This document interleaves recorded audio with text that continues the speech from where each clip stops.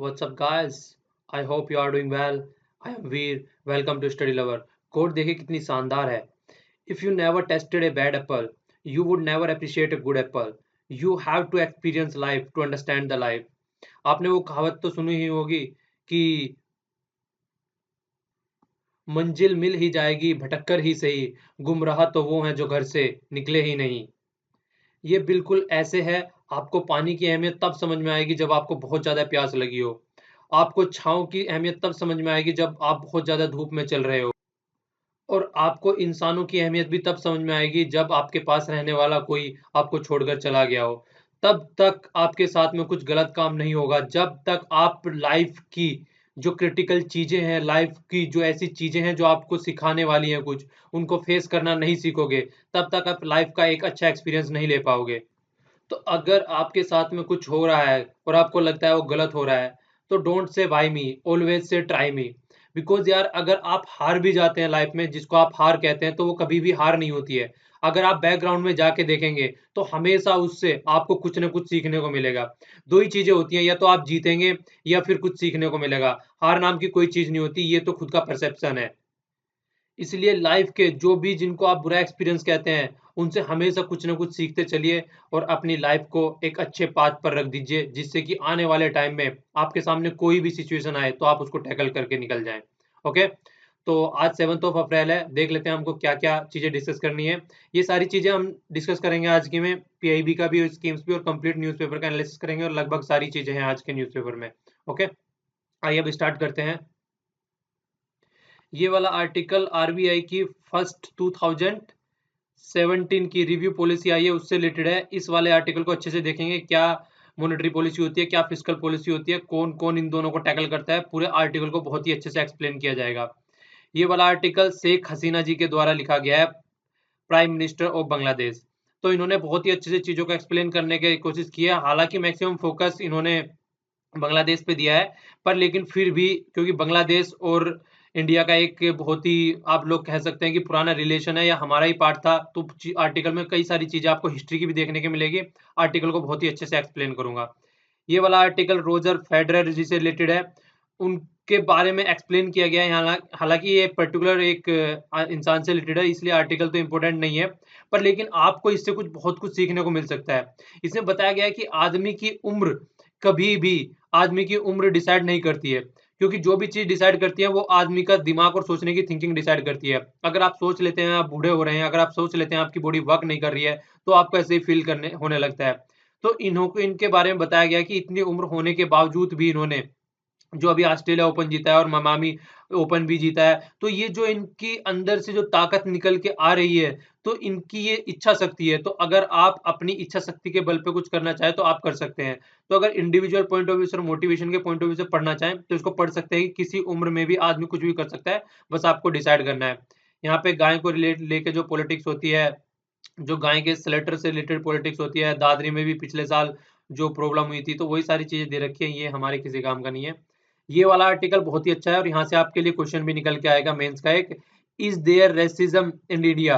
तो इंडिया में रेसिज्म है या नहीं है, ये लेफ्ट वाला दिया गया, राइट वाला दिया गया और ये सेंटर व्यू दिया गया है. अच्छे से पूरे आर्टिकल को एनालाइज करेंगे, काफी अच्छे से चीजों को एक्सप्लेन किया गया है यहाँ पे, तो पूरे आर्टिकल को बहुत अच्छे से देखेंगे. ओके. अब ये वाला आर्टिकल, ये अभी न्यूक्लियर, जो आप लोगों को पता होगा, न्यूक्लियर वेपन की जो बात चल रही है कि डिसआर्मामेंट की बात चल रही है, यूएसए ने मना कर दिया था. क्यों? क्योंकि वो बोल रहा था कि नॉर्थ कोरिया के पास में है और नॉर्थ कोरिया नौटंकी चापता रहता है, तो इसलिए हमको नहीं करना है. रशिया ने भी मना कर दिया था और भी कई सारे अलाई ने मना कर दिया था. तो उससे रिलेटेड आर्टिकल है, वही दो चार चीजें दे रखी है, ज्यादा तो अच्छे से दे नहीं रखा है, फिर अच्छे से आएगा कभी तब डिस्कस करेंगे. वही है कि हम लोगों को देखिए ह्यूमैनिटी के पॉइंट ऑफ व्यू से ज्यादा सोचना चाहिए एज कंपेयर टू जो डिटरेंस की पॉलिसी हम लेके चलते हैं कि हमारे पास में न्यूक्लियर वेपन होगा तो सामने वाला डर जाएगा. तो उस पॉलिसी को साइड में रखते हुए हमको जो फोकस करके चलना चाहिए वो कहीं पे करके चलना चाहिए, वो हमको ह्यूमैनिटी के बेस पे फोकस करके चलना चाहिए. तो इसीलिए आर्टिकल में फोकस किया गया है. ओके. और ये वाला आर्टिकल काफी अच्छा है, इस वाले आर्टिकल को भी देखेंगे. इस वाले आर्टिकल में जो सुसाइड पहले आदमी कर लेते थे और उसको क्रिमिनल एक्टिविटी माना जाता था, उसके बारे में डिस्कस किया गया है. हालांकि पहले भी डिस्कस कर चुके हैं, पर एक दो पॉइंट है हम इसमें से देख लेंगे. और आज से एक और गुड न्यूज है आप लोगों के लिए, जो भी जिनको वीडियो का साइज बहुत बड़ा लग रहा था, वो बोल रहे थे कि 600 से 800 MB हो रहा है, तो आज से ये साइज घट के लगभग 100 से 150 MB हो जाएगा. तो आप लोगों को कोई प्रॉब्लम नहीं होगी अब, क्योंकि अब चीजें मैंने मतलब चीजें सेटल कर दी हैं। देखो चीजें आराम से चलती रहेंगी तो इसी तरीके से फिर मैं इसको फॉलो करता रहूंगा। बस प्रॉब्लम ये होती है यार, जो इस सॉफ्टवेयर को यूज करता हूँ तो डिकोडिंग करने में थोड़ी प्रॉब्लम होती है और वो थोड़ा टाइम ज्यादा ले लेता है। फिर भी कोई नहीं, हम देखते हैं, इसको कंटिन्यूअस रखेंगे, आप लोगों को क्वालिटी भी अच्छी मिलेगी और साइज भी बहुत कम रहेगा, क्योंकि जियो भी अब बंद होने जा रहा है। तो इसलिए आपको कोई ज्यादा प्रॉब्लम नहीं होगी और आपका डेटा भी बचा रहेगा। ठीक है, तो इसलिए अब से जो साइज रहेगा वीडियो का 150 या 100 MB के अप्रोक्सीमेट में रहेगा। तो ये वाला आर्टिकल है फर्स्ट मॉनेटरी पॉलिसी 2017 और 18 की जो मॉनेटरी पॉलिसी है उसके बारे में डिस्कस किया गया है। मॉनेटरी पॉलिसी देखने से पहले एक बार थोड़ा इस पे नजर डाल लेते हैं। देखिए दो चीजें होती हैं, एक साइड में तो होती है मॉनेटरी पॉलिसी और दूसरी साइड में होती है फिस्कल पॉलिसी। ये मॉनेटरी पॉलिसी जो होती है वो हमेशा, अगर मॉनेटरी का कहीं पे नाम आता है तो मॉनेटरी से रिलेटेड अगर कोई बात आती है तो वो कौन करता है, आरबीआई। और फिस्कल से रिलेटेड अगर कोई बात आती है तो वो करता है गवर्नमेंट ऑफ इंडिया। तो देखिए थोड़ा वर्ड का मीनिंग देख लीजिए। फिस्कल का मतलब जो होता है वो फ्रेंच वर्ड में मीन्स होता है उसका ट्रेजरी ऑफ गवर्नमेंट। तो यहाँ पे ट्रेजरी और गवर्नमेंट, तो अगर फिस्कल पॉलिसी, फिस्कल डेफिसिट, ऐसी कोई भी वर्ड आ रहा है तो जहां भी वो बात आती है वहां पे मतलब होता है कि गवर्नमेंट के बारे में बात कर रहे हैं वो, ठीक है ना। तो गवर्नमेंट की बात वहां पे होती है। फिस्कल पॉलिसी जैसे आप लोगों ने देखा होगा, फिस्कल पॉलिसी तो कितना रिवेन्यू हुआ है और कितना एक्सपेंडिचर हम लोग उसमें से कर सकते हैं, तो उसी तरीके से फिस्कल डेफिसिट निकल के आता है। तो ये सारी चीजें जो होती है, जहां फिस्कल का नाम आ जाए तो आप लोगों को याद रखना है वो गवर्नमेंट से रिलेटेड बात हो रही है वहां पे, ठीक है। तो रिलेटेड टू डेवलपमेंट पॉलिसी मतलब नेशनल में क्या डेवलपमेंट हो रहा है, क्योंकि देखिए यार जब भी हम कहीं पे एक्सपेंडिचर करेंगे, गवर्नमेंट जितना भी एक्सपेंडिचर करती है उसी के बेस पे डिमांड और सप्लाई क्रिएट होती है। तो क्योंकि जो फैसिलिटी प्रोवाइड कराई जाती है, गवर्नमेंट एक फैसिलिटी प्रोवाइडर होता है, तो उसी के बेस पे जो है इकोनॉमी आगे बढ़ती है। तो यही सारी चीजें तो आप लोगों को ध्यान रखना है। क्या किया जाता है इकोनॉमिक ग्रोथ को बढ़ाने के लिए, गोल ये रहते हैं इसके, ठीक है। इन्फ्लेशन को कंट्रोल करने के लिए और एक सोसाइटी में स्टेबिलिटी बनाने के लिए, क्योंकि आप लोगों ने देखा होगा जैसे ओनियन के प्राइस या दाल के प्राइस या फिर नमक के प्राइस बढ़ जाते हैं तो क्या कंडीशन होती है। तो इसीलिए एक सोसाइटी में स्टेबिलिटी बनी रहे, इसीलिए इस तरह की पॉलिटी निकल के, ये पॉलिसी निकल के आती है। और इन सबसे बड़ा जो फोकस होता है वो होता है इन्फ्लेशन को कंट्रोल करना, क्योंकि इन्फ्लेशन अगर कंट्रोल रहेगा तो सोसाइटी में स्टेबिलिटी तो अपने आप आ जाएगी फिर, और इकोनॉमिक ग्रोथ भी एक प्रॉपर वे में चलती रहेगी, ठीक है। तो ये इसके बारे में हो गया, फिस्कल पॉलिसी के बारे में जो कॉन्सेप्ट दिया गया था वह मैनियार्ड केनीज के द्वारा दिया गया था 1930 में। अगर ये भी याद रखना हो तो आप ये भी याद रख सकते हैं, ठीक है, क्योंकि कई बार ऑब्जेक्टिव टाइप पेपर में पूछ लिया जाता है। आइए अब देखते हैं कि आर्टिकल में क्या क्या है। तो सबसे पहले थोड़ा आगे चलने से पहले एक वर्ड और देख लेते हैं। यहाँ पे लिखा गया मॉनेटरी पॉलिसी कमेटी। अब ये मॉनेटरी पॉलिसी कमेटी क्या होती है। देखिए पहले जो था, जितने भी ये पॉलिसीज वगैरह जो रेट थे, रिवर्स रेपो रेट हो गया, रेपो रेट हो गया, ये सारे जितने भी रेट डिसाइड किए जाते थे वो आरबीआई के गवर्नर द्वारा डिसाइड किए जाते थे। पर लेकिन अब क्या हो गया है 2016 से, कि एक मॉनेटरी पॉलिसी कमेटी सेट कर दी गई है। इस कमेटी के तहत में क्या होता है, इसमें 6 मेंबर होते हैं टोटल, याद रखेगा, इंपॉर्टेंट है जो बता रहा हूँ यहाँ पे आगे। 6 मेंबर होते हैं, 3 मेंबर तो होते हैं गवर्नमेंट के और 3 मेंबर होते हैं जो कि बैंक के होते हैं, ठीक है। तो ये 6 मेंबर अब डिसाइड करते हैं कि क्या पॉलिसी रहेगी, क्या पॉलिसी रेट रहेंगे, क्योंकि पहले ये माना जाता था एक मेंबर ओनली डिसाइड कर रहा है, वो जो आरबीआई का गवर्नर है, तो उसके बेस पे जो चीजें होती हैं वो कहीं ना कहीं एक प्रॉपर वे में नहीं होगी।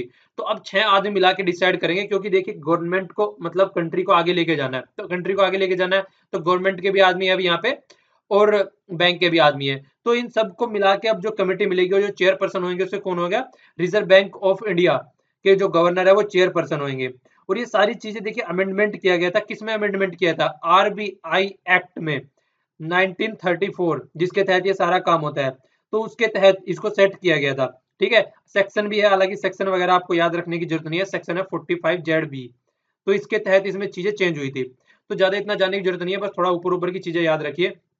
तो अब इनकी जो पॉलिसी रिव्यू आया है 2017-18 का, तो उसमें बताया गया है कि पहले एकोमोडेटिव थी, उदार पॉलिसी थी, पर लेकिन अब इसको न्यूट्रल कर दिया गया है। मतलब पहले जो था मार्केट के बेस की पॉलिसी थी कि हाँ मार्केट में अच्छी हलचल बनी रहे, चीजें अच्छे से चली रहे, पर लेकिन अब इसको न्यूट्रल कर दिया है इन्होंने, कुछ भी ज्यादा चेंज नहीं किया है। ओनली इन्होंने क्या चेंज किया है, रिवर्स रेपो रेट चेंज किया है। तो ये याद रखना, रिवर्स रेपो रेट चेंज किया है ओनली। रिवर्स रेपो रेट क्या होता है, सेंट्रल बैंक जो होता है वो बोरो करता है फंड फ्रॉम द बैंक। और रेपो रेट क्या होता है, रेपो रेट ये होता है जब बैंक लेते हैं fund from the central bank. तो देखिए दोनों बात हो गई। रिवर्स रेपो रेट में तो सेंट्रल बैंक जो कि आरबीआई है वो बैंकों से फंड लेगा, ठीक है। और इसमें रेपो रेट में क्या करेगा, बैंक लेंगे इससे, सेंट्रल बैंक से यानी कि आरबीआई से। तो बैंक जो है, जो सेंट्रल बैंक है, जो बोरो करता है फंड फ्रॉम द बैंक्स, उसको क्या किया उन्होंने, उसको किया थोड़ा राइज, ठीक है ना। ये क्या किया है, decide to raise the rate. तो कितना कर दिया, 25 बेसिस पॉइंट राइज कर दिया है। पहले 5.75 था, अब उसको 6 कर दिया है, ओके।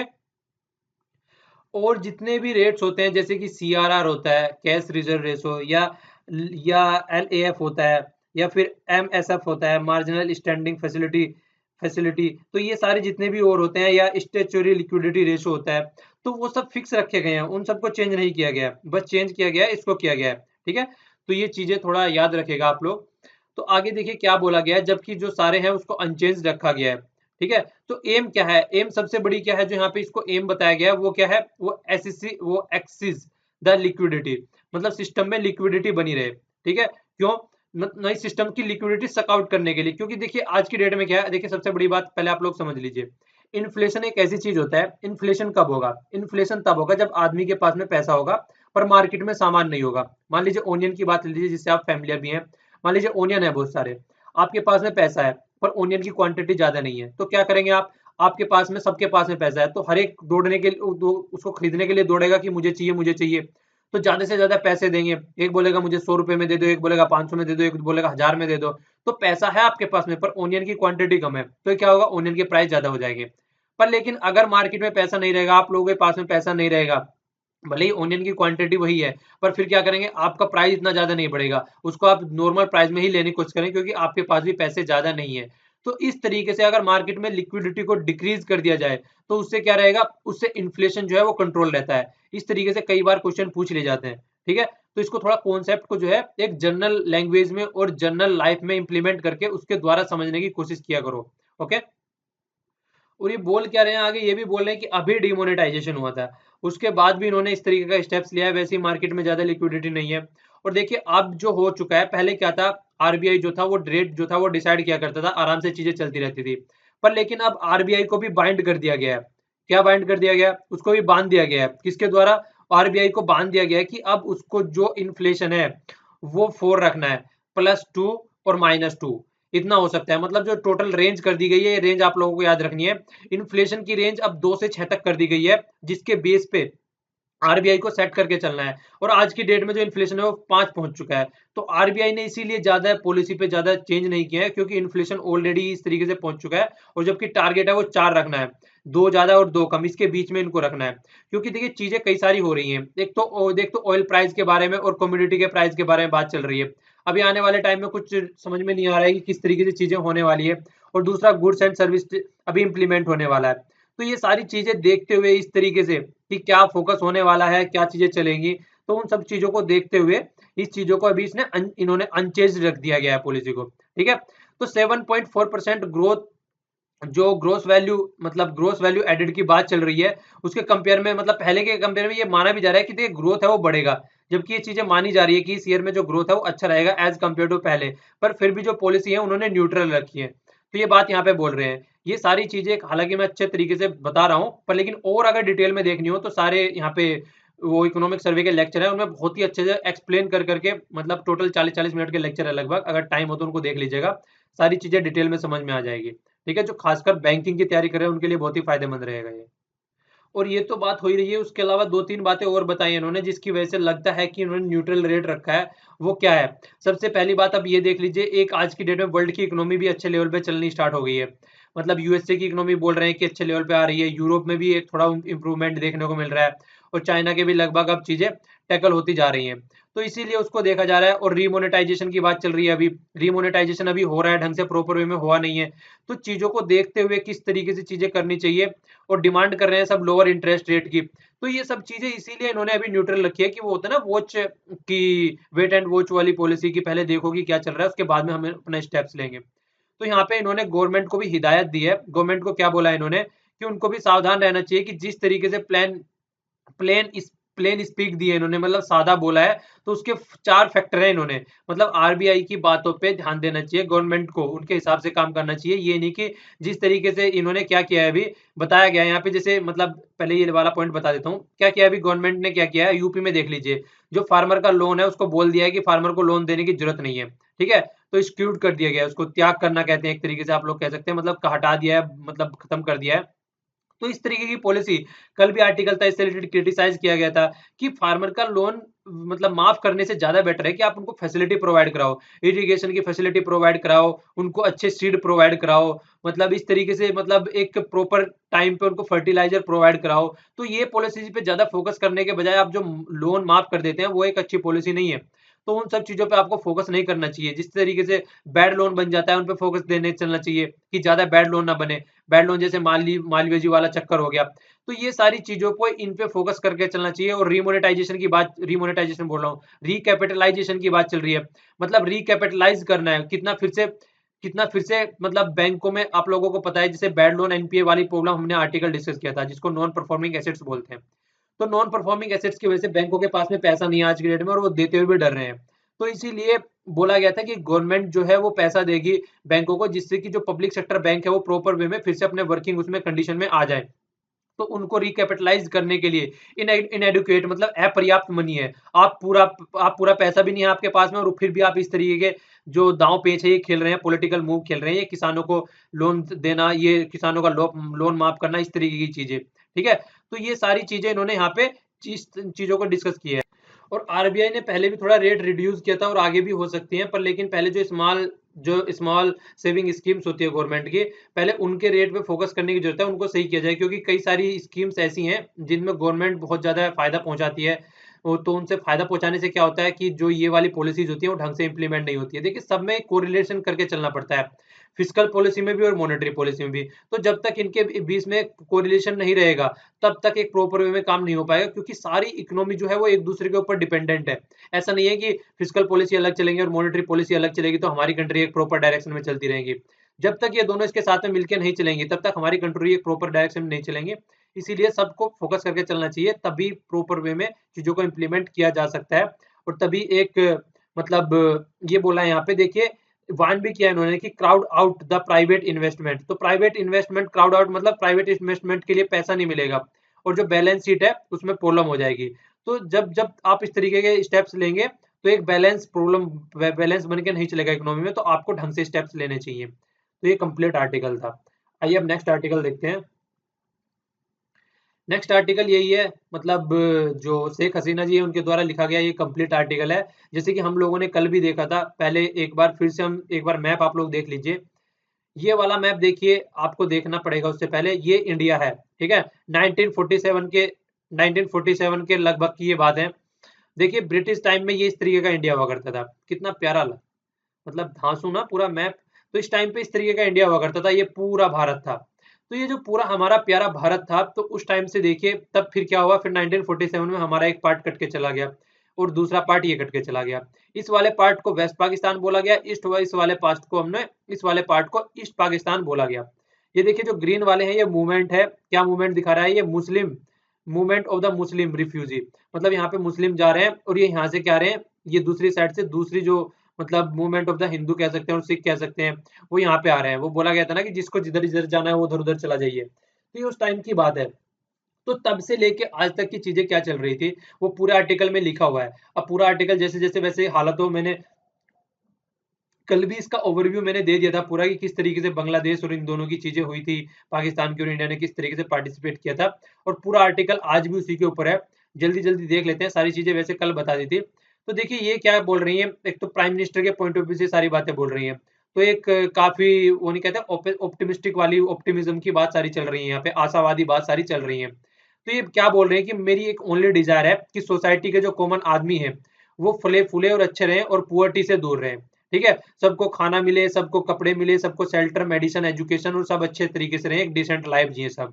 ठीक है, इसके बाद में फिर ये मुजिब्बिर रहमान जी की बात कर रही है। मैंने आप लोगों को बताया था जिस तरीके से जब स्टार्टिंग से ही हम लोगों ने डिस्कस किया था कल वाले आर्टिकल में, उसमें क्या बताया था कि जो ये वाला पाकिस्तान है, जैसे डिवीजन हुआ था तो ये वाला पाकिस्तान जो है इस वाले पाकिस्तान से हमेशा पैसा जो यहाँ पे कमाई होती थी वो यहाँ पे जाती थी, पर लेकिन यहाँ पे उतनी तरीके से चीजें इंप्लीमेंट नहीं होती थी। यहाँ पे एजुकेशन का लेवल नहीं बढ़ाया जाता था, यहाँ पे फैसिलिटी अच्छे से प्रोवाइड नहीं कराई जाती थी कोई भी। तो इसलिए यहाँ की जो पॉपुलेशन थी वो बहुत ही ज्यादा इरिटेट हो चुकी थी। वो चाह रही थी कि किसी तरीके से मतलब यहाँ का पैसा यहीं पे रहे और यहीं पे इन्वेस्टमेंट होए। तो इसीलिए जितनी भी चीजें यहाँ पे होती थी तो वहां पे कुछ भी इंप्लीमेंट नहीं होता। तो इसीलिए यहाँ पे क्या हुआ, बहुत पहले से इलेक्शन भी नहीं हो रहे थे। अब देखिए पड़ोस में तो इलेक्शन हो रहा है, सब डेमोक्रेसी में, इंडिपेंडेंसी में सब अच्छे से जी रहे हैं, और लेकिन यहाँ पे इलेक्शन नहीं हो रहे हैं। और जबकि 1937 में जब इलेक्शन हुए थे तो इन्होंने इंजॉय किया था कि एक मतलब इंडिपेंडेंसी क्या होती है, एक फ्री इलेक्शन क्या होता है। जो पुलिस आपको पीटती थी 2 दिन पहले, वो पुलिस आज आपका साथ दे रही है, वो पुलिस आज आपकी केयर कर रही है। तो ये चीज़ें ये एन्जॉय कर चुके थे। उन्हें कहते हैं टेस्ट ले चुके थे पहले 1937 में। पर लेकिन 1947 से और लगभग 1970s तक जब चीजें उसी तरीके से चल रही थी जैसे कि अंग्रेजों के टाइम में चल रही थी, इनको दबा के रखा जाता था, इनकी चीजें भी नहीं सुनी जाती थी, तो यहाँ पे लोगों के बीच में इरिटेशन बढ़ती चली गई। तो उसके बीच में फिर यहाँ पे जब ये बहुत ही ज्यादा इरिटेट हो गए तो इन्होंने बोला चलो ठीक है इलेक्शन करवाते हैं। तो 70s के फिर में इलेक्शन करवाए जिसमें मुजब्बिर रहमान जो कि शेख हसीना जी के पापा जी थे, उनके फादर थे, तो वो जीत के यहाँ पे आए। तो जीत के यहाँ पे आए, अब यहाँ पे लगा कि पॉलिटिकल पार्टी यहाँ पे जीत के आ गई है, तो इनको लगा पॉलिटिकल पावर इधर चली जाएगी, तो उन्होंने क्या किया, उनको किडनैप कर लिया। तो यहाँ से फिर क्या हुआ, एक पूरा एक आंदोलन स्टार्ट हो गया और इन्होंने यहाँ से इनको सप्रेस करने के लिए आदमी को भेज दिया और मारा काट चलने लगी। तो वही सारी चीजें अब आर्टिकल में आगे आगे चल रही है। तो ये बोल रहे हैं कि father of nation, my father और फादर ऑफ नेशन, मतलब इनके पिताजी और देश के, मतलब जिस तरीके से हमारे यहाँ पे महात्मा गांधी जी को बोला जाता है, तो उसी तरीके से वहां पे फादर ऑफ नेशन किनको बोला जाता है, शेख मुजिबुर रहमान जी को बोला जाता है। तो ये सारी चीजें चल रही है। तो ये बोल रहे हैं कि जो कोऑपरेशन है वो हमेशा से चाहते थे कि नाइबर कंट्री के साथ में फ्रेंडली कोऑपरेशन बना के चला जाए और एक इसी तरीके से चीजें की जाती थी। और पर लेकिन जो बांग्लादेश है वो हमेशा इंडिया इंडिया ने भी उसकी इंडिपेंडेंस में भी, देखिए स्टार्टिंग में जो आर्टिकल है ना वो इस तरीके से चल रहा है, चिकनी चुपड़ी बातें चल रही हैं अगर देखा जाए तो। बाद में फिर काम काम की बातें आएंगी, जिस तरीके से कि आपको हमारे साथ में टेकल करके चलना चाहिए, 30 रिवर को आपको बाउंड्री एग्रीमेंट हमारे साथ में जिस तरीके से सेटल किया उसी तरीके से और भी इशू सेटल किए। तो वो ये एक बैकग्राउंड में जो बनाया जाता है, हालांकि बहुत अच्छे से लिखा है, मैं नहीं बोल रहा हूँ कि गलत लिखा है, आर्टिकल बड़े अच्छे से लिखा है, पर लेकिन मैं आपको आर्टिकल ये जिस्ट बता रहा हूँ कि किस तरीके से आर्टिकल चल रहा है। ठीक है। तो स्टार्टिंग में बता रहे हैं कि बांग्लादेश के उसमें हमने इंडिपेंडेंस में बहुत ही एक रोल प्ले किया अच्छा इंडिया ने। तो इंडिया हर टाइम इंडिया का हेल्पिंग हैंड रहा है। तो ये बता रहे हैं कि देखिए मार्च 25 ये जिनोसाइड डे भी डिक्लेयर किया है, कई बार आर्टिकल में हम डिस्कस कर चुके हैं। जिनोसाइड हुआ बहुत ज्यादा, जो पाकिस्तान से वेस्ट पाकिस्तान से जो फोर्सेज आए उन्होंने यहाँ पे इनोसेंट लोगों को, बांग्लादेश वासियों को मारा। चीजें क्या हुई थी, 1917 में जनरल इलेक्शन हुए थे और जिसमें आवामी लीग जो कि आज भी इनकी पार्टी है वो मेजोरिटी में आई। तो वो जीत के तो मेजोरिटी में आ गई, पर लेकिन क्या हुआ, फर्स्ट टाइम बांग्लादेश में इनकी, मतलब जो मतलब फर्स्ट टाइम बांग्लादेश में एक ऐसी पार्टी आई जो कि पाकिस्तान को रूल करने वाली थी, पूरे पाकिस्तान को, पर लेकिन ये उनको गवारा नहीं था। तो हुआ क्या फिर, जो ईस्ट बंगाल है, ईस्ट बंगाल है जो ईस्ट बंगाल है, उसके बाद में बात कर रहे हैं ईस्ट बंगाल के। तो मेजोरिटी ऑफ आदमी वहां पे रहते हैं और कभी भी उनको एक प्रॉपर वे में नहीं रखा गया, उनको दबाया गया, उनको सब्जुगेशन किया गया, मारा पीटा, डिप्राइव किया गया उनको राइट से। इवन उनकी लैंग्वेज तक उनको नहीं बोलने दी गई, जो कि बंगाली है, बोला गया कि उर्दू यूज करो यहाँ पे। तो इस तरीके की चीजें वहां पे हो रही थी। तो इस तरीके की चीजें जब वहां पे हो रही थी, जो फादर ऑफ नेशन है शेख मुजिबुर रहमान जी थे, उन्होंने डिक्लेयर कर दिया कि हमको इंडिपेंडेंस चाहिए। तो पीपल जो वहाँ के बांग्लादेश के आदमी थे वो भी सामने आ गए लिबरेशन में, मतलब हमको इंडिपेंडेंस चाहिए। तो पाकिस्तान के क्या हुआ फिर, पाकिस्तान जब वहाँ पे ये पता चल गया कि इंडिपेंडेंस चाहिए, जो पाकिस्तान के जो रूलर थे, जो वेस्ट पाकिस्तान की बात हो रही है, जब पाकिस्तान का नाम लिया जा रहा है यहाँ पे, तो पाकिस्तान के रूलर थे, जब उन्होंने फिर यहाँ पे जो पाकिस्तान के रूलर और जो लोकल आदमी यहाँ पे थे जो कि उनके साथ में मिले हुए थे, सबने मिलकर क्या किया, जिनोसाइड। जिनोसाइड होता है बहुत लार्ज स्केल पे आदमी को मार दिया गया, रेप किया गया महिलाओं का, चीजें लूटी गई यहाँ पे, इनोसेंट लोगों को मारा गया। तो इस तरीके की चीजें हो गई। तो उस टाइम पे जो पीपल और गवर्नमेंट ऑफ इंडिया थे वो हमारे साथ में खड़े रहे, मतलब ये बता रहे हैं कि वो हमारे साथ में खड़े रहे, हमने उनको खाना दिया और शेल्टर दिया। और मिलियंस ऑफ रिफ्यूजी उस टाइम पे देखिए, बहुत सारे रिफ्यूजी, मिलियंस ऑफ रिफ्यूजी हमारे यहाँ पे बंगाल वाले एरिया में, आसाम वाले एरिया में, जितना भी कनेक्टेड एरिया है, मिलियंस ऑफ रिफ्यूजी यहाँ पे आ गए थे। तो तभी हमने जाके उसमें वार में अपना पार्टिसिपेट करना स्टार्ट किया। क्यों? क्योंकि उससे पहले जो चीजें हो चुकी थी, बहुत ही ज्यादा ग्रेव कंडीशन हो गई थी, तो इंदिरा गांधी जी ने तभी स्टेप्स लिए चीजों को करने का। तो इसीलिए ये आगे बोल रहे हैं कि जो हेल्प हमने प्रोवाइड कराई इनको विक्ट्री दिलाने में, वो हेल्प बहुत ही अच्छी है, मतलब उसी की वजह से ये इन्होंने एनिमी को मार भगाया और इसी की वजह से आज की इनकी कंट्री इंडिपेंडेंस है। तो ये बोल भी रहे हैं यहाँ पे कि हम जो इंडिया के आदमी है उनका एहसान मानते हैं। और उसके बाद में क्या हुआ, फिर जो फादर ऑफ नेशन थे उनका असिसिनेशन कर दिया गया, कितने में, 1975 में। क्यों? क्योंकि देखिए यहाँ पे मैंने बताया था लोकल आदमी भी कोलैबोरेट थे इनके साथ में। तो जो लोकल आदमी थे वो चिढ़ते थे कि ये इंडिया का साथ लेके हमारा काम कर रहे हैं, जबकि ये क्या चाह रहे थे, देखिए पाकिस्तान जो अलग हुआ था वो बोला गया था कि ये मुस्लिम कंट्री है, तो उसके बेस पे कॉन्सेप्ट है पाकिस्तान को अलग किया गया था। पर लेकिन कुछ आदमी देखिए, जिसको कह सकते हैं हर एक हिंदू में, जैसे हिंदू में भी दो विंग होती है, बहुत ज्यादा कट्टर होते हैं, थोड़े से लिबरल होते हैं। एक मुस्लिम में भी इसी तरीके से विंग होती है, कुछ कट्टर होते हैं, कुछ लिबरल होते हैं। तो इसी तरीके से जो इनकी कट्टर वाली विंग थी वो हमेशा इसका अपोज करती थी, और जो कि ये शेख हसीना जी है लिबरल वाली विंग की मानी जाती है, ये हमेशा शांति की दूत बन के रहती है। तो उस टाइम पे देखिए आगे कितना गंदा हुआ इनकी फैमिली के साथ में। इनकी फैमिली के साथ के जो लगभग 18 आदमी इनके फैमिली के मेंबर में, जब इनके पापा जी मारे गए, सब मार दिए गए, पर लेकिन ये बच गई। ये बच गई अपनी, ये बच गई, ये भी क्यों बच गई, और इनकी सिस्टर बच गई जिनका नाम रिहाना था। क्यों? क्योंकि ये उस टाइम पे अब्रोड में थे, ये बाहर थे उस टाइम में, और बाकी इनके सब मदर और इनके भाई सबको मार डाला गया, सिस्टर इन लॉ किसी को नहीं छोड़ा गया। तो बांग्लादेश की जो अवामी लीग जो इनकी पार्टी थी उस टाइम पे, इनके एब्सेंस में ही फिर इनको इलेक्ट कर लिया गया, जबकि ये भारतीय, फिर ये वहां से return I, support of the people, जो कि वहां के आदमी थे उनकी सपोर्ट के बेस पे ये वापस आई। तो उसके बाद में भी फिर देखिए 21 साल बाद, ये सारी बात 70 के एयर में हो गई थी, तो उसके बाद में भी फिर 21 साल बाद 1996 में यहाँ पे गवर्नमेंट आई, इनकी गवर्नमेंट आई। तो इन्होंने फिर बहुत सारी चीजें साइन करी, एक तो चितगांव हिल ट्रेड पीस, ये वाली चीजें साइन करी। फिर उसके बाद में जो रिफ्यूजी थे इंडिया में लगभग इतने बचे हुए थे, अब भी उनको रिहेबिलेट किया। गंगा वाटर ट्रीटी जो शेयरिंग वाटर वाली चीजें साइन करी। तो इस तरीके से इन्होंने कई सारी चीजें साइन करी, और आउटसाइड वर्ल्ड में भी इन्होंने क्या किया, बांग्लादेश का नाम रोशन किया। पर लेकिन वी कुडंट, मतलब इसके बाद भी, इतना कुछ होने के बाद भी 2001 में फिर से इलेक्शन हार गए। तो 2001 में कौन जीता? जो पार्टी थी, जो नेशनलिस्ट पार्टी जिसको बोला जाता है, बांग्लादेश नेशनलिस्ट पार्टी बोला जाता है, जमात इस्लामी, मतलब जो इस्लाम की पार्टी है, वो जीत गई। तो ये बोल रहे हैं उन्होंने सब कुछ डिस्ट्रॉय कर दिया जो हमने अब तक अचीव किया था, मिलिट्री से फिर टेररिज्म, फिर वही सारी चीजें, करप्शन वगैरह सारी चीजें वही होनी स्टार्ट हो गई। पर फिर से 2008 में इलेक्शन हुए, और फिर से इन्होंने गवर्नमेंट फॉर्म करी। ठीक है, तो गवर्नमेंट फिर से फॉर्म हो गई। तो उसी तरीके से चीजें आगे चल रही हैं।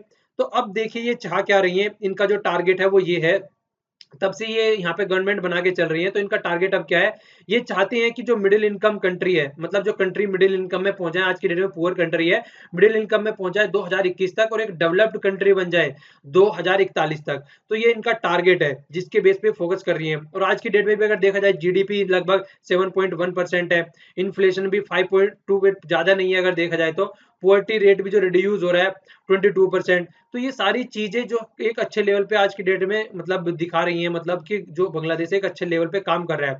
तो रीजनल कोऑपरेशन की जरूरत है, उसी से चीजें और अच्छे लेवल पे पहुंच सकती है। सबसे बड़ा जो एनिमी है वो क्या है सबका, इंडिया का भी और बांग्लादेश का भी और अफ्रीकन कंट्री का भी, वो है पुअर्टी। पुअर्टी को अगर हम कंट्रोल करके चलेंगे तो जो चीजें हैं वो अच्छे लेवल पे हो सकती है। और पुअर्टी एक ऐसा एनिमी है, देखिए पुअर्टी है तो कोई भी, ना तो हेल्थ की एजुकेशन, ना तो हेल्थ अच्छे से मिल पाती है, ना एजुकेशन अच्छे से मिल पाती है, ना बेसिक कम्युनिटीज, वाटर, सैनिटेशन, सारी प्रॉब्लम, मेल न्यूट्रिशन, सारी प्रॉब्लम इसी तरीके से रहती है। तो पुअर्टी अगर पुअर्टी को मिटाया जा सके तो वही सबसे अच्छी बात है, और वही सबसे बड़ी एक मतलब फॉरमोस्ट प्रायोरिटी है, ये बोल रही है यहाँ पे। और कोलेब्रेशन करके और कोऑपरेशन करके ही इसको दूर किया जा सकता है इजी वे में। और विल पावर तो है, देखिए हम लोगों के बीच में, जिस तरीके से हमने लैंड बाउंड्री एग्रीमेंट हम लोगों ने साइन किया है। लैंड बाउंड्री एग्रीमेंट क्या था? देखिए बहुत से, जब हम लोग जब इंडिपेंडेंस हुए थे, मतलब 1947 में, उसके बाद में पार्ट डिवाइड हो गए थे, तो बांग्लादेश और इंडिया का कुछ पार्ट ऐसा था कि कुछ आदमी इधर चले गए थे और कुछ आदमी इधर थे। तो जो बाउंड्री आ रही थी वो प्रॉपर वे में नहीं आ रही थी, मतलब किसी के घर बीच में से डिवाइड हो गए, किसी का एक इधर आ रहा है, एक कमरा उधर आ रहा है, तो काइंड ऑफ चीजें हो गई थी, मार्केट डिवाइड हो गई है। तो उस चीजों को थोड़ा सेटल करना था, जिसकी वजह से बहुत ज्यादा प्रॉब्लम चलती रहती थी। तो लैंड बाउंड्री एग्रीमेंट में क्या किया हमने, इनको कुछ जमीन दे दी और इनसे हमने कुछ जमीन ले ली, हालांकि इंडिया ने ज्यादा जमीन दी है। तो ये बोल रहे हैं कि जिस तरीके से हमने विल दिखाई है, हमने चीजों को सेटल आउट कर दिया है लैंड बाउंड्री एग्रीमेंट के तहत, तो हमारे अंदर विल तो है चीजों को करने की, हम चीजों को सोल्व आउट कर सकते हैं, ऐसी बात नहीं है कि हम चीजों को सॉर्ट आउट नहीं कर सकते हैं। पर मोर इशू, जैसे कि वाटर बाउंड, जैसे कि तीस्ता वाटर वाला इशू हो गया, तो इस तरीके से जो करंट के इशू है उनको भी हमको रिजोल्व करके चलना चाहिए। और ये बोल रहे हैं कि मैं जानती हूँ कि एक इस कार्य से मतलब कमी है चीजों की, पर फिर भी लोगों के बेनिफिट के लिए हम दोनों कंट्रियों को मिलकर काम करना चाहिए। ये बोल रहे हैं कि ऐसी बात नहीं है कि सारा पानी हमको दे दो, वाटर का जो शेयरेशन है, जो शेयर है वो ढंग से करना चाहिए, पर ये है कि फिर भी प्रॉपर वे में होना चाहिए, कि जिससे कि दोनों साइड के लोगों को प्रॉब्लम ना हो। वो ये पेसिफाई करने की बात कर रही है एक तरीके से। और आगे बात बता रही है, देखिए वाटर के बारे में भी देखा जाए अगर, और इसके अलावा चीजें देखी जाए, कल्चर और हेरिटेज, मतलब बंगाली पीपल अगर देखा जाए तो सारे यार, वेस्ट अगर इंडिया के साथ में ना बोला जाए तो बंगाल के साथ में तो सारे बहुत ज्यादा एक तरीके से कनेक्टेड ही है। चाचा यहाँ पे तो मामा वहाँ पे, फूफा वहाँ पे तो ताया यहाँ पे, इस तरीके से इनकी सारी चीजें हैं। तो फिर भी अगर उस तरीके से कोरिलेशन है तो हम दोनों को मिलके काम करना चाहिए। और इसके बाद भी हम देखिए वाटर शेयर करते हैं, पद्मा का, ब्रह्मपुत्र का और तीस्ता का, ये सारे वाटर वाला चीजें मैंने आप लोगों को दिखाई थी। इस तरीके से ये पद्मा रिवर हो गई, जब यहाँ पे गंगा और ये आके मिलती है ब्रह्मपुत्र, जिसको यहाँ पे जमुना बोलते हैं, नीचे मेघना बोलने लगते हैं, फिर ये यहाँ पे तीस्ता रिवर हो गई। तो इन सब चीजों के बारे में बता रही है कि इन सब का वाटर भी हम लोग शेयर करते हैं। तो इसी तरीके से हम लोगों को सुंदरबन की बात हो गई, जो मैंग्रोव्स है, जो वर्ल्ड का सबसे ज़्यादा बड़ा, वो भी हमारा कॉमन है। तो हम लोग सब एक इतनी सारी चीज़ें शेयर करते हैं, और कोऑपरेशन हम लोग अगर बना के चलेंगे, और इंडिया जो बहुत सारे प्रोजेक्ट भी चल रहे हैं, रेल, रोडवे से रिलेटेड, वाटरवे कनेक्टिविटी की बात चल रही है, तो हम दोनों को और भी ज़्यादा पीपल से पीपल कॉन्टैक्ट बढ़ाना चाहिए, और इन सब चीज़ों पे फोकस और ज़्यादा करके चलना चाहिए। और फिर यहाँ पे देखिए ये कोट भी दे रही है, मैक्सिको के ये नोबेल laureate है ऑक्टिवो, इनके द्वारा कोट दी गई है, फ्रेंडशिप इज ए रिवर। तो फ्रेंडशिप एक रिवर की तरह है, तो जितना आप इसको ढंग से रखोगे, जितना जितना इसको स्वच्छ रखोगे, जितना अच्छे से इसको फ्लो होने दोगे, तो उसी तरीके से चीजें अच्छे लेवल पे होती चली जाएगी, और जितना आप इसको दूषित करोगे, जितना आप इसका रूट चेंज करने की कोशिश करोगे, उतनी ज़्यादा प्रॉब्लम हो जाएगी। तो ये बोल रहे हैं कि मैं आशा करती हूँ कि जो मेरी ये विजिट है, वो बहुत ही अच्छी होने वाली है, और इंडिया और बांग्लादेश की जो एक दूसरे से रिलेशन है, वो एक नई हाइट पे पहुंचेंगे, एक अच्छे लेवल पे पहुंचेंगे, और हम एक दूसरे के साथ मिलकर काम करेंगे। तो बहुत ही अच्छा आर्टिकल था। आप लोग चाहे तो इसके ऊपर आज फिर क्वेश्चन लिख सकते हैं कि क्या क्या रिलेशन है, काइंड ऑफ चीजें। हालांकि आगे भी क्वेश्चन आएगा, बहुत ही अच्छा चीज है।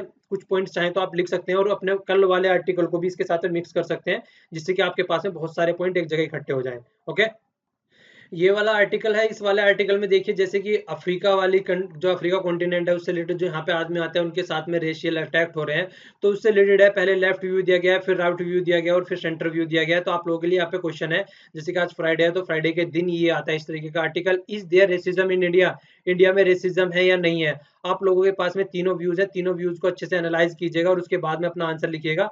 आंसर दीजिएगा। देखिए बहुत बंदे आंसर मतलब दे भी रहे हैं, पर आप लोगों ने आज के दिन में काफी कम कर दिया आंसर देना। और मैंने क्वेश्चन भी पोस्ट किए थे कल फेसबुक पे, वहाँ पे भी आंसर कम आया। अगर इस तरीके से आप आंसर कम देंगे, तो यार फिर मैं भी मोटिवेट नहीं रहूंगा कि आंसर क्वेश्चन पोस्ट करूँ वहाँ पे। तो आंसर दीजिए, फेसबुक पेज पे मैंने पोस्ट कर दिए हैं, ठीक है। तो देखिए यहाँ पे क्या कह रहे हैं कि ये स्टार्टिंग से ही क्या लेके चल रहे हैं, जो इसको लिखने वाले हैं ये कौन है, ये एसोसिएशन ऑफ अफ्रीकन स्टूडेंट, मतलब प्रेसिडेंट है, जो एसोसिएशन ऑफ अफ्रीकन मतलब अफ्रीका के ही आदमी है ये, ठीक है ना। तो सैमुअल जैक। तो ये जो बात लिखेंगे, ये सारी बात कैसे लिखेंगे, इससे यहाँ से सारे आपको वो पॉइंट देखने को मिलेंगे जो कि नेगेटिव है, मतलब इंडिया में जो जो प्रॉब्लम है, तो ये यहाँ पे आपको वो सारे पॉइंट देखने को मिलेंगे। तो ये क्या बोल रहे हैं कि इंडियन जो गवर्नमेंट है, उसको एक्नॉलेज करना चाहिए कि यहाँ पे डीप रूटेड प्रिजुडिस, मतलब पक्षपात है, बहुत ज्यादा पक्षपात है, ठीक है। तो इस बात की ये बातें कर रहे हैं। और प्रॉब्लम ऑफ देखिए अकोमोडेशन की बात कर रहे हैं। अगर ये कहीं पे जाते हैं, अगर घर मकान या कुछ काम इस तरीके से लेने जाते हैं, मान लीजिए अफ्रीका से यहाँ पे कोई आदमी रहने आ रहा है, उसको रहने के लिए कुछ जगह चाहिए, तो उनको जगह नहीं मिलती है, उनको एक साफ मना कर दिया जाता है। मानता है, ये बोल रहे हैं कि यहाँ पे बहुत ज्यादा कास्ट की हायरार्की है, उसके बाद भी लेकिन ब्लैक पीपल और दलित और अनटचेबल, ये भी एक अलग इशू बन जाता है यहाँ पे। मतलब दोनों चीजें हैं यहाँ पे, पक्षपात बहुत ज्यादा है, ये डीप रूटेड है।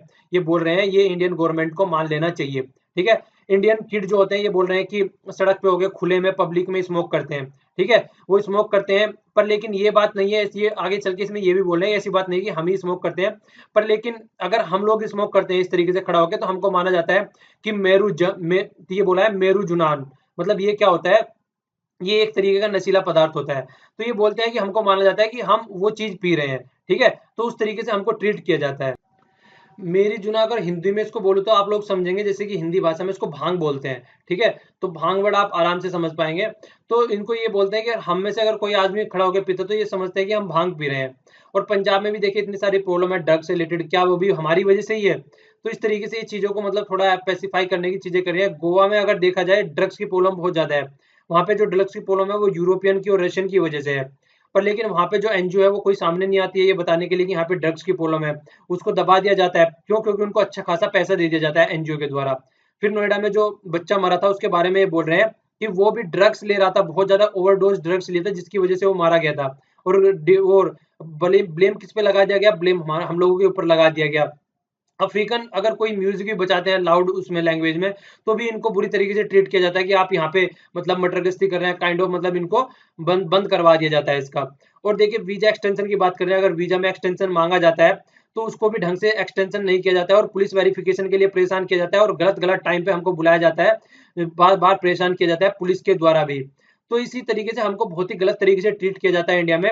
पर लेकिन अगर दूसरे तरीके से देखा जाए, अगर बहुत सी अफ्रीकन कंट्री ऐसी हैं जिनका एचडीआई, ह्यूमन डेवलपमेंट इंडेक्स, वो इंडिया से ज्यादा है, और डेमोक्रेसी भी इंडिया से ज्यादा अच्छी है। पर लेकिन इंडिया वाले ये समझते हैं कि हम जो है बिल्कुल गैर गुजरे हैं, तो ऐसा कुछ नहीं है। और अगर ऐसे ही चलता रहा तो आने वाले टाइम में जो अफ्रीकन स्टूडेंट है वो इंडिया में आने बंद हो जाएंगे, और इससे इंडिया का ही नुकसान है, क्योंकि हम यहाँ नहीं आएंगे तो कहीं और जाएंगे, तो पैसा तो हम यहीं पे पे कर रहे हैं ना, फीस तो हम यहीं पे कर रहे हैं ना, तो हम कहीं और पे पे करेंगे जाके, तो हमारा कुछ नुकसान नहीं है, हमको तो पे ही करना है, पर लेकिन इंडिया को ही नुकसान होने वाला है, और इंडिया की सोसाइटी को जो हमसे कुछ सीखने को मिलता है वो सीखने को नहीं मिलेगा। तो ये इनका लेफ्ट वाला पॉइंट ऑफ व्यू था सोचने का। अब राइट वाला पॉइंट ऑफ व्यू देख लेते हैं। ये अफ्रीका के आदमी थे। अब जो राइट वाला पॉइंट ऑफ व्यू दे रहे हैं वो राइट वाले क्यों है, वो राकेश सिन्हा जी हैं। ये आरएसएस से कनेक्टेड है, ये इंडियन फाउंडेशन पॉलिसी में मतलब इससे कनेक्टेड है ये, ठीक है ना। तो ये आरएसएस वाले हैं, तो अब समझ में आ गया होगा कि ये इंडिया के पॉइंट रखेंगे सारे, क्योंकि ये इंडिया के रहने वाले हैं। तो इसमें इन्होंने क्या बोला कि देखिए विटनेस अगर छोटे मोटे इस तरीके के जो ये हो जाती है, पहले तो ये देखिए ये बोल रहे हैं कि ये कॉन्फ्लिक्ट एक कल्चर का कॉन्फ्लिक्ट है, ठीक है ना, इसको रेसिज्म का नाम नहीं दिया जाए। वो हमको नहीं समझ पा रहे हैं, हम उनको नहीं समझ पा रहे हैं, तो ये कल्चर का कॉन्फ्लिक्ट है। ये ऐसा नहीं है कि इसको रेसिज्म का नाम आप लोग दे दीजिए और रेसिज्म का नाम देने के बाद में इसको इस तरीके से टैकल किया जाए। और आगे देखिए फिर ये वही चीजें एक्सप्लेन कर रहे हैं कि जैसे देखिए छुटपुट घटनाएं होती है, इसको बोलते हैं स्पोरेडिक, ठीक है, याद रखेगा स्पोरेडिक। तो जो छुटपुट घटनाएं होती हैं, जो स्पोरेडिक घटनाएं होती हैं, इंसिडेंट होते हैं, उसकी वजह से किसी सोसाइटी को, एक बड़ी सोसाइटी को आप रेसिस्ट बता देते हैं, तो ये कोई वो नहीं है कि आप हमको रेसिस्ट बताओगे। हमारी सोसाइटी है वो मल्टीकल्चरलिज्म पे बेस्ड है। यहाँ पे हर एक रिलीजन है, हर एक मतलब सोसाइटी, हर एक कास्ट के आदमी रहते हैं, और हर एक तरीके का यहाँ पे अगर देखा जाए तो मौसम भी रहता है, बहुत सारी लैंग्वेज यहाँ पे बोली जाती है। तो हमारे यहाँ पे सब मिलजुल के रहते हैं। तो छोटी मोटी घटनाएं अगर होती हैं वो भी इतनी मतलब हेट्रोजीनियस सोसाइटी में, तो इसको आप लोग ये नहीं कह सकते हैं कि ये गलत चीज है। रेसिज्म एक नेगेटिव वैल्यू है, ठीक है, negative value of life of part है, ठीक है। और इंडियन जो आदमी है, साइक के मतलब मानस जो इंडियन आदमी है, वो कभी भी इससे कोरिलेट नहीं करते हैं। हमारा इनसे दूर दूर तक कोई रिलेशन नहीं है, और ये कह रहे हैं कि अगर रिलेशन है भी तो इसे मात्र एक संयोग कहा जाएगा। कहने का मतलब ये है, ठीक है। तो जो अगर आप इस तरीके से बोल रहे हैं, जो वायलेशन की आप लोग बात कर रहे हैं, कनाडा में होते हैं, यूएसए में होते हैं, ऑस्ट्रेलिया में होते हैं, न्यूजीलैंड में होते हैं इंडिया के खिलाफ, तो या इंडिया के खिलाफ या फिर एशियन पीपल के खिलाफ, तो वहां पे भी होते हैं। तो ये से तो इस तरीके से थोड़ी ना कि उनको रेसिस्ट सोसाइटी बोली जाए, वो थोड़ी छोटी मोटी घटनाएं होती है, और वो हर एक सोसाइटी में होती है और हर एक कंट्री में होती है। ऐसा कुछ नहीं है कि आप इसको इतने बड़े लार्ज स्केल पे उस तरीके से देखने लगो। और इंडियन की हिस्ट्री के बेस पे भी अगर देखा जाए, अगर साइकोलॉजिकल मास के बेस पे भी अगर चीजें देखी जाए, तो हम लोग बहुत ही कनेक्टेड लोग रहते हैं दूसरों से। ये यहाँ पे एग्जांपल भी दे रहे हैं, एंटी कॉलोनियल टाइम पे भी हम क्या थे, सेक्युलरिज्म का कॉन्सेप्ट फॉलो कर रहे थे। हमने कभी भी मतलब एक दूसरे के रिलीजन को अपोज करने की कोशिश नहीं करी है। और ये इतने यहाँ तक बता रहे हैं कि इंडियन नेशनल कांग्रेस, ये बताइए किसके द्वारा गठन किया गया था। क्वेश्चन है चलिए आपके लिए यहाँ पे, और किसके द्वारा गठन किया गया था, चलिए यही बताइए अभी, ठीक है। तो ये बता रहे हैं कि देखिए गठन कब किया गया था, गठन किया गया था, किसमें किया गया था, 1885 में, ठीक है। तो गठन किया गया था, तो उसके बाद में फिर 3 साल बाद में ही कौन था यहाँ पे, ये जॉर्ज एल का नाम दिया गया है, ये उसके प्रेसिडेंट बने। फिर 1 साल बाद में किसका नाम बना, ये विलियम विडरबन, ये प्रेसिडेंट बने यहाँ पे आगे। तो इसीलिए अगर ऐसी बात होती तो हम इनको प्रेसिडेंट बनने ही नहीं देते इंडियन नेशनल कांग्रेस का। पर लेकिन वहां पे मुस्लिम भी प्रेसिडेंट थे, क्रिश्चियन भी प्रेसिडेंट थे, सब लोगों ने मिलकर काम किया। तो हर एक रेस के क्रीड के आदमी को हमने हिस्टोरिकली वेलकम किया है। और हमारा कॉन्सेप्ट जो है वो वासुदेव कुटुंबकम है, मतलब पूरा यूनिवर्स एक वन फैमिली की तरीके से है। वो मान लेते हैं कि हमारी जो क्लास सोसाइटी है वो थोड़ी दलित और अपर इन सब चीजों में थोड़ी डिवाइडेड हो रखी है। पर लेकिन अगर आप जिस तरीके से हमको रेसिज्म का कॉन्सेप्ट बता रहे हैं हमको, वो हमारे ऊपर इंप्लीमेंट नहीं होता है, ठीक है। हम मानते हैं कि थोड़ा हमारे पास में यहाँ पे कास्ट कुछ सोसाइटी है, वो एक अलग चीज है। पर लेकिन रेसिज्म को आप यहाँ पे नहीं बोल सकते, हमारी सोसाइटी एक रेसिस्ट सोसाइटी है। इस तरीके का तोबंद आप हमारे ऊपर नहीं लगा सकते। और spiritual democracy is the basis of our secularism, जिस तरीके से मैंने आप लोगों को बताया था हमारा सेक्युलरिज्म का कॉन्सेप्ट है वो वेस्ट की कंट्री से बिल्कुल डिफरेंट है। वेस्ट में क्या है, गवर्नमेंट जो होती है उसको बिल्कुल जो रिलीजन होता है उससे अलग रखा गया है। पर लेकिन हमारे यहाँ पे अगर कोई रिलीजन को हम सपोर्ट करना चाहे तो उसको सपोर्ट करती है हमारी गवर्नमेंट। जैसे ईद के त्योहार ले लीजिए, या फिर कहीं पे घूमने वाली बात ले लीजिए, जैसे मक्का मदीना की हज यात्रा कोई करने जा रहा है, अमरनाथ की यात्रा जा रहा है, तो गवर्नमेंट असिस्टेंट प्रोवाइड कराती है। तो हमारा कॉन्सेप्ट थोड़ा डिफरेंट है। तो ये ऐसी चीजों से हमारा कोई रिलेशन नहीं है, रेस वाली चीजों से और इन सब चीजों से। हाँ अगर है भी तो थोड़ा बहुत, तो वो बिल्कुल छुटपुट लेवल पे है, तो आप इस तरीके से हमको ब्लेम नहीं कर सकते। तो ये कंप्लीट इनका राइट व्यू था। यहाँ पे ये सेंटर व्यू यहाँ पे हम लोग डिस्कस करेंगे। तो सेंटर व्यू में जो संजय श्रीवास्तव जी हैं, तो ये संजय श्रीवास्तव जी हैं, प्रोफेसर है सोशियोलॉजी। तो कहाँ पे प्रोफेसर है, ये institute of economic and growth. तो ये इन्होंने स्टार्ट किससे की है, ये सबसे पहले तो एक लाइन इन्होंने ये लिखी है कि देखिए एक एजुकेशन प्रोवाइड करानी चाहिए, अच्छी एजुकेशन, इंडिपेंडेंट एजुकेशन जो कि क्रिटिकल थिंकिंग डेवलप करती है। उसके बाद में ये क्या करते हैं, ये राल्फ एलिसन का नोवेल है इनविजिबल मैन। तो इसके बारे में डिस्कस करते हैं 1950 में। तो इसकी स्टार्टिंग की ओपनिंग लाइन है, ये क्या कर रहे हैं कि एक एक्सपीरियंस जो एक ब्लैक आदमी ने एक्सपीरियंस किया यूएसए में, उसके बारे में बात कर रहे हैं। तो ये बोल रहा था वो आदमी कि I am a man of substance of flesh and bones fibres and liquid. मैं मांस हड्डी और मतलब सब चीजों का बना हुआ आदमी हूँ। I might even be said to be the possess a mind and I am invisible, मतलब माइंड भी है, I am invisible and understand. मतलब कहना क्या चाह रहा है कि simply because of the people refuse to swim. इसका पूरा मतलब ये है कि देखिए मेरे पास में हड्डी मांस खाल सब कुछ चीजें मेरे पास में है, माइंड भी है, दिमाग सोचने समझने की क्षमता भी है, पर फिर भी मैं इनविजिबल हूँ। नोवेल का नाम भी है इनविजिबल मैन। क्यों? क्योंकि मैं ब्लैक हूँ और मुझे यहाँ पे कोई देखना नहीं चाहता और मुझे देखने से भी रिफ्यूज करते हैं। ये उस टाइम की बात है जब ब्लैक आदमी को बहुत ज्यादा इग्नोर किया जाता था यूएस की सोसाइटी में। तो उस टाइम का लिखा हुआ ये नोवेल है। तो उसकी लाइन इन्होंने यहाँ पे लिखी है स्टार्टिंग में। उसके बाद में ये चीजों को बताना स्टार्ट करते हैं कि जो अगर हिस्टोरियन के बारे में देखा जाए, हिस्टोरियन के हिसाब से देखा जाए, तो इंडियन और अफ्रीकन दोनों इंटरमिंगल है। मतलब दोनों मिलके रहे। अगर अगर अंग्रेजों के साथ में लड़ाई की भी बात ले लीजिए और भी चीजें ले लीजिए, तो दोनों मिलके काम किया दोनों ने, और दोनों ने हमेशा एक दूसरे के साथ में कंफर्ट। पर लेकिन अब क्या हो गया, ये इस तरीके का आर्टिकल हम लोगों ने पहले भी डिस्कस किया था। वहां पे हम लोगों ने क्या डिस्कस किया था कि अगर देखिए बच्चों को स्टार्टिंग में ही एजुकेशन लेवल पे उनको पढ़ाया जाए कि ये देखिए इस तरीके से अफ्रीका कॉन्टिनेंट है, यहाँ पे आदमी होते हैं, उनका कलर ये होता है, काइंड ऑफ चीजें, और उनको बताया जाए कि वो डिफरेंट आदमी होते हैं, और जैसे कि अगर अलग अलग एरिया में आदमी रहते हैं तो उनका कलर चेंज होता है, तो कलर का आदमी से ऐसा कोई रिलेशन नहीं है कि उसकी थिंकिंग चेंज हो जाती है। तो वो सारी चीजें हमने एक आर्टिकल में डिस्कस करी थी बहुत ही अच्छे। तो ये बोल रहे हैं कि जो एजुकेशन प्रोवाइड अच्छे से कराई जाए और उनको सारी चीजों से अवेयर किया जाए कि वो बहुत ही रिच कल्चर के आदमी हैं, उस तरीके से अगर चीजों को डिस्क्राइब किया जाए, और आज की डेट में उनको ऐसे ना देखा जाए कि वो दूसरे प्लेनेट से निकल के आ रहे हैं। तो ये सारी चीजें अगर मिलजुल के काम किया जाए तो इन सब चीजों को टैकल किया जा सकता है। ऐसा नहीं है कि मतलब देखिए ये दोनों चीजें इन्होंने बोली है थोड़ी थोड़ी सी, ऐसा नहीं है कि वो बिल्कुल नेगेटिव आदमी है और हम बिल्कुल पॉजिटिव आदमी है। हर जगह सारी चीजें होती हैं। बस ये है कि हम चीजों को किस तरीके से लेके चलते हैं, उन चीजों पे हमको ज्यादा फोकस देना चाहिए और ज्यादा चीजों को नेगेटिव वे में नहीं देखना चाहिए। अब ये छोटा सा आर्टिकल है, दो चार पॉइंट है इसमें, हालांकि पहले हम सारी चीजें डिस्कस कर चुके हैं। सुसाइड इजंट क्रिमिनल एक्ट, तो उसके बारे में है। देखिए तो ये बोल रहे हैं कि 23 ईयर एगो ये BL हंसारिया सुप्रीम कोर्ट के जज थे। उन्होंने क्या किया था, एक लड़की का मतलब साथ में रेप हो गया था, तो फिर उसने सुसाइड करने की कोशिश की। तो रेप हो गया वो तो एक अलग चीज है, उसमें सुसाइड कर रही है, तो रेप वाला मैटर तो साइड में हो गया। तो सुसाइड को क्राइम मान के उसको कटघरे में लाके खड़ा कर दिया। ठीक है। तो जो पी राती नाम वर्सेज यूनियन ऑफ इंडिया, ये देखिए केस के नाम याद रख लीजिए, लिखने में बहुत ज्यादा फायदा रहता है, फिर जब इसके मतलब पता चलता है कि बंदे को पता है। ठीक है ना। तो उनके जब केस चल रहा था तो उसको देखा गया कि एज कंपेयर टू, देखिए होना क्या चाहिए कि उसका रेप हुआ है, जो उसका जो रेप हुआ है जो, तो उस इंसान को पकड़ना चाहिए जिसने इतनी घटिया हरकत की है, एज कंपेयर टू इसको खटगरे में खड़ा कर दिया। तो ये बोल इन्होंने क्या बोला उस टाइम पे, यार ये तो बिल्कुल एक ह्यूमन लॉ हो गया, मतलब इन ह्यूमन लॉ हो गया एक तरीके से देखा जाए। तो किस तरीके से मतलब एक तो उसके साथ में पहले से इतनी ज्यादा प्रॉब्लम हो चुकी है, वो पहले से इतनी परेशान है, इतनी मेंटली सफर कर रही है, ऊपर से उसको कटघरे में लाके खड़ा कर दिया है। तो इस तरीके के लॉ जो हमको चेंज करने चाहिए और हमको जो इनको एक प्रॉपर वे में देना चाहिए। ऐसा नहीं है कि अभी लेट नहीं हुआ है, हम इनको चेंज कर सकते हैं। तो फिर उसके बाद में अब जाके पार्लियामेंट में 2 डिकेड लगभग हो गए हैं, तो मेंटल हेल्थ केयर बिल आया, उसमें चीजों को जो ये सुसाइड वाला केस था उसको साइड में रखा गया और उसको डिक्रिमिनलाइज किया गया। ठीक है। तो ये चीजें यहाँ पे बोल रहे हैं कि जो पर्सन है आज की डेट में, यार अगर कोई ये चीजें हमने बहुत अच्छे डिस्कस की थी, अगर कोई सुसाइड करने जा रहा है तो वो सोसाइटी की वजह से सुसाइड करने जा रहा है, तो सुसाइड करने जा रहा है उसको क्या करना चाहिए, उसको केयर देनी चाहिए, उसको समझाना चाहिए, उसको मोटिवेट करना चाहिए, उसको चीजें एक प्रॉपर में बतानी चाहिए कि ये इस तरीके से चीजें, ना कि उसको ऊपर से मतलब उठा के जेल में डाल दिया कि जेल में जाओ।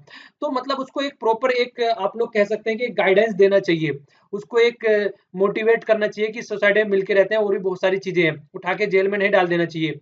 तो ज्ञान कौर का केस भी ले लीजिए, वहां पे यूथेनेसिया की बात चल रही थी। तो यूथेनेसिया में हम लोगों ने देखा था कि बोला गया था कि एक मतलब राइट टू लाइफ, उस केस के तहत हमने देखा था कि right to life doesn't include right to die, मतलब आप मुझे मार भी दीजिए। जिस तरीके से अगर मैंने यूथेनेसिया वाला आर्टिकल डिस्कस किया था, उसमें क्या हम लोगों ने डिस्कस किया था कि जो आदमी बहुत ज्यादा बीमार होता है और एक एक वेजिटेटिव मतलब एक ऐसी कंडीशन में बहुत लंबे समय तक जो कि ना हिल पा रहा है ना डुल पा रहा है, तो उसके घर वाले या कोई भी आदमी उसको बोले कि यूथेनेसिया दे दिया जाए, तो इसलिए बोला गया था कि right to life right to die का मतलब नहीं है कि आप अगर मरना भी चाहते हैं तो आपको मरना भी दिया जाएगा। तो ये यहाँ पे इस केस में बोला गया था। फिर इसके बाद में केस आया ये मैके वर्सेस बर्क्स स्टेट 1990s में। तो इस केस के तहत क्या हुआ, जो पेशेंट था उसने बोला, देखिए यहाँ पे तो बोला गया कि जो राइट टू लाइफ है वो राइट टू डाई नहीं है। ठीक है, इनमें थोड़ा डिफरेंस है। यहाँ पे क्या बोला गया, उसने ये नहीं कहा कि मुझे मार दो, उसने ये बोला कि मेरा जो लाइफ सपोर्ट है जिसके बेस पे मैं जिंदा हूँ, मुझे वो नहीं लगाना है, उसको हटा दो। मतलब काइंड ऑफ चीजें बोली। डिजायर ने पेशेंट की विड्राइल रेस्पिरेटरी जो उसके सांस लगाने की चीजें लगा रखी थी उसको हटा दो। तो ये उसका कॉन्स्टिट्यूशनल राइट है कि उसको किस तरीके की, उसको मतलब एक तरीके से मेडिकल सपोर्ट लेनी चाहिए, तो यहाँ पे उसको अलाउ कर दिया गया।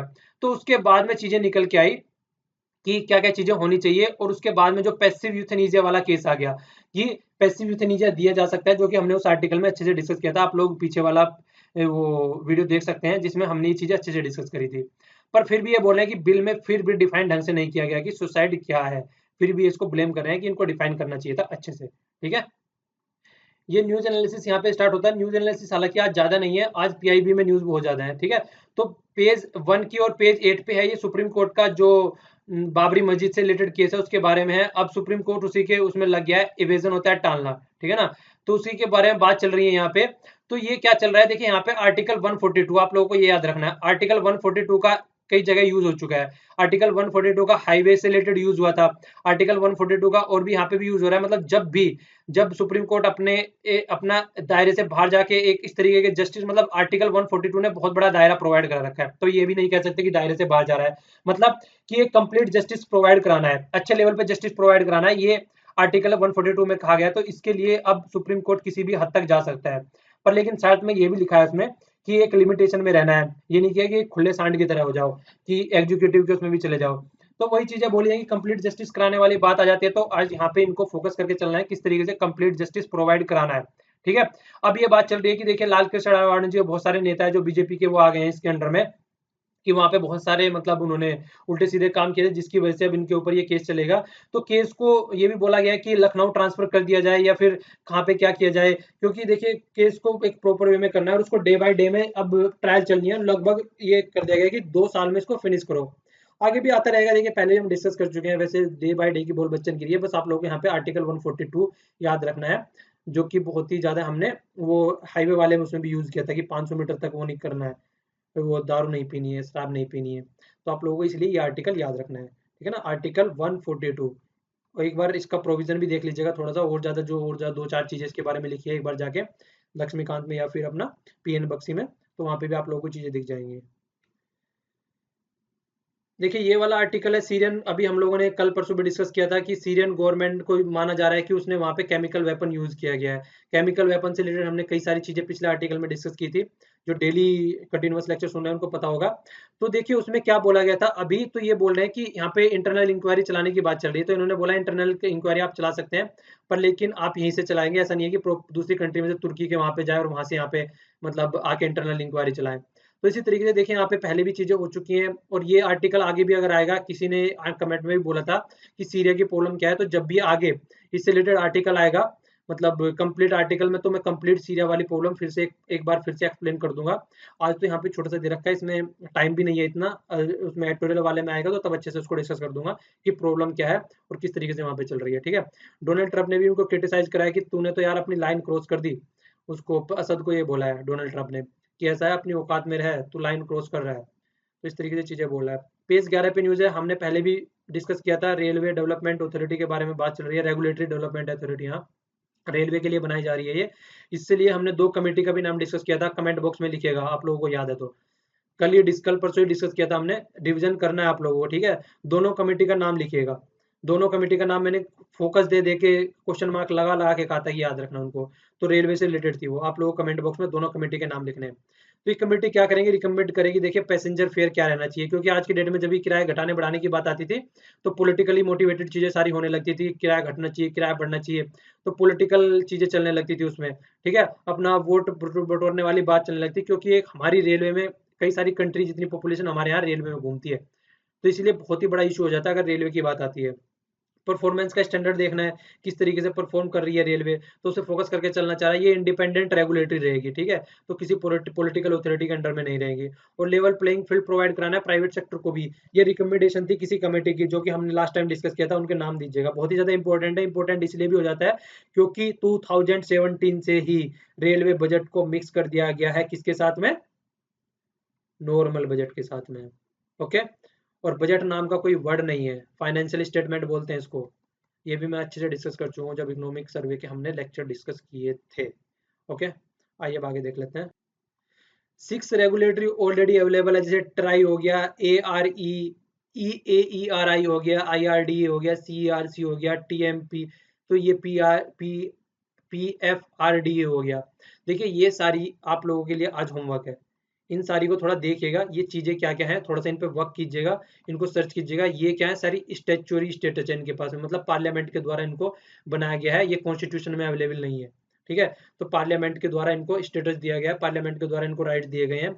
तो यहाँ पे PRDA के बारे में थोड़ा बताया गया है, इसने 2013 में आया था, और फिर इसको एक अच्छा स्टेटस दे दिया गया था 2000 सॉरी 2013 में, ये 3 में आया था यहाँ पे। ठीक है, तो देखिए इनके बारे में थोड़ा थोड़ा सर्च कीजिएगा, और बाकी तो जो जो भी आगे आता रहेगा मैं इनके बारे में थोड़ा जितना भी मिलता रहेगा मैं सर्च करता रहूंगा। पर आप भी थोड़ा काम कीजिएगा इसके ऊपर, क्योंकि मॉर्निंग में सारी चीजें सर्च करना और इस तरीके से सारी चीजें पॉसिबल नहीं हो पाती हैं, एकदम इतना टाइम नहीं निकल पाता है। न्यूज़पेपर पढ़ना भी, फिर PPT बनाना भी, और फिर एक एक बॉडी को अगर इस तरीके से देखूं तो मतलब फिर तो लेक्चर वही है 10-11 बजे आएगा। तो थोड़ा सा आप भी साथ दीजिए यार, थोड़ा सा प्लीज आप भी मिलके काम कीजिए साथ में, तो थोड़ा अच्छा रहता है। कमेंट बॉक्स में आंसर दीजिए, कमेंट बॉक्स में जो इन बॉडी के बारे में थोड़ा थोड़ा कमेंट बॉक्स में लिखिएगा। चलो आपके लिए आज ये भी क्वेश्चन हो गए, तो इससे क्या रहेगा, दूसरे बंदों को जिनको नहीं पता उनको पता चल जाएगा। हो सकता है कुछ ऐसे पॉइंट्स आप लोग लिख दें कि मुझे भी कुछ नई चीजें सीखने को मिले। ठीक है, तो कमेंट बॉक्स में लिखिएगा। ये पेज 16 पे न्यूज है, स्मोक सेंसस हुआ है अभी, तो जो स्मोक का एक स्टडी की गई है उसके ऊपर, तो उसमें एक चीज निकल के आई है बड़ी, ये तो जो उसमें चीज निकल के आई है, चाइना, इंडिया, USA और रशिया, यहाँ पे माना गया कि 50% आदमी जो ग्लोबल के यहाँ पे लगभग अकॉर्डिंग टू ग्लोबल, मतलब यहाँ पे जो तंबाकू यूज करते हैं, वर्ल्ड में जितने आदमी तंबाकू यूज करते हैं वो 3 कंट्री में, China, India, Russia and USA। कहाँ कहाँ पे है, मैप भी नहीं देखा आज लोगों ने ढंग से। China, India, Russia, USA। चलिए आप लोगों के लिए आज अच्छा सा क्वेश्चन है, ये बताइए कि चाइना बड़ा हो जाएगा वैसे क्वेश्चन ये, चाइना कितनी कंट्री को टच करता है, चाइना की बाउंड्री बताइए। चले क्वेश्चन आके काफी अच्छा और बड़ा बड़ा हो जाएगा, काफी कुछ सर्च करना पड़ेगा आप लोगों को। चलिए बताइए फिर भी जितना कर सकते हैं। ठीक है, चाइना, इंडिया एंड इंडोनेशिया, ये 3 लीडिंग कंट्री हैं जहाँ पे मेल स्मोकर सबसे ज्यादा है, 51% ऑफ द वर्ल्ड है। ठीक है, 11% of the world smoker India में है। कितना ज़्यादा है यार, देखिए मजे मजे में पीना स्टार्ट कर देते हैं, फिर इतनी ज़्यादा प्रॉब्लम होती है। हमारी बॉडी उस तरीके से नहीं बनी हुई है कि यार हम इस तरीके की चीज़ें करें, हमको इन चीज़ों से दूर रहना चाहिए, और हमारे आसपास में भी कोई पी रहा है तो उसको थोड़ा ट्राई करना चाहिए कि चीज़ें छोड़ दें। और US, चाइना और इंडिया के बारे में बोला गया है कि 3 लीडिंग कंट्री हैं जहाँ पे फीमेल फीमेल भी कम नहीं है। देखें यहाँ पे 27% है वर्ल्ड की इन 3 कंट्री में। तो दोनों मिलके छोड़ो यार, मिल मिला के मतलब कुछ गम में पीना स्टार्ट कर देते हैं, कुछ पता नहीं किस तरीके से पीना स्टार्ट कर देते हैं। फायदा तो यही यार, वैसे इतना पोल्यूशन है सोसाइटी में, तो इन सब चीज़ों से दूर रहे तो ही ज़्यादा अच्छा। ये PIB की न्यूज़ यहाँ से स्टार्ट हो जाती है। देखिए फर्स्ट न्यूज़ में क्या बताया गया कि टारगेट है न्यूक्लियर एनर्जी 2017 में। क्या टारगेट है, सबसे पहले तो एक सबसे जो याद रखने वाला बात ये है वो आप लोगों को याद रखना है कि no proposal to private sector participation. Nuclear energy में कोई भी प्राइवेट सेक्टर पार्टिसिपेशन नहीं है। प्रीलिम्स में क्वेश्चन कहीं पूछा जा सकता है, घुमाया जा सकता है आप लोगों को। प्राइवेट सेक्टर सप्लीमेंट्री चीजें प्रोवाइड करा सकता है, पर लेकिन ये जो मेन काम होता है वो प्रोवाइड नहीं कराएगा। ठीक है ना, सप्लीमेंट्री चीजें प्रोवाइड करा सकता है, इक्विपमेंट वगैरह छोटा मोटा ले लिया, फिर वो चीजें, वो सब चीजें सर्विस थोड़ी प्रोवाइड करा दी, पर लेकिन प्रॉपर एनर्जी जनरेशन में वो नहीं करेगा, वो गवर्नमेंट के अंडर में ही काम करेगी। और nuclear power corporation of India NPCIL जो है, वो मिलके कई पब्लिक सेक्टर के साथ में काम कर रहा है, जिस तरीके से Indian oil nuclear energy corporation limited हो गया, तो इनके साथ में, और इनके साथ में नाल्को के साथ में हो गया, इनके साथ में मिलकर काम कर रहा है। पर लेकिन यहाँ पे क्या है, जो ज्यादा जो जिसके हाथ में, ये भी पब्लिक सेक्टर ही है, ये भी याद रखिएगा, ये प्राइवेट नहीं है। ठीक है, तो ज्यादा जो पार्ट है वो किसके हैं, NPCIL के हैं। तो NPCIL के देखिए ज्यादा पार्ट है और दूसरे वाले के कम है यहाँ पे भी, तो पूरा कंट्रोल NPCIL के अंडर में रहेगा।